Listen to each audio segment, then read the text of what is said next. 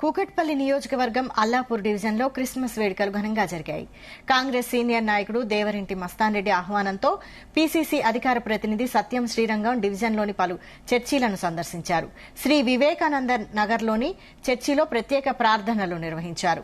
Christian సోదరీమణులకు శుభాకాంక్షలు చెప్పారు. యేసు ప్రభు ఆశయాలతో శాంతి సామరస్యంతో మెలగాలని ఆయన ఆకాంక్షించారు. పాస్టర్ అనిల్ కుమార్ ను సన్మానించారు సత్యం శ్రీరంగం.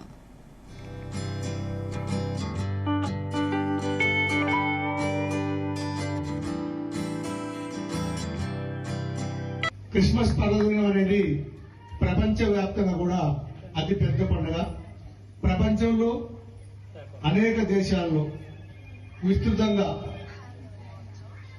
అన్ని దేశాల్లో జరుపుకునే ఇంత పెద్ద పండగకి ఈరోజు మీరందరూ ఇక్కడ హాజరై భక్తి పారవస్యంతో మునిగి తేలుతున్నారు. క్రిస్మస్ అనేది శాంతి సందేశం.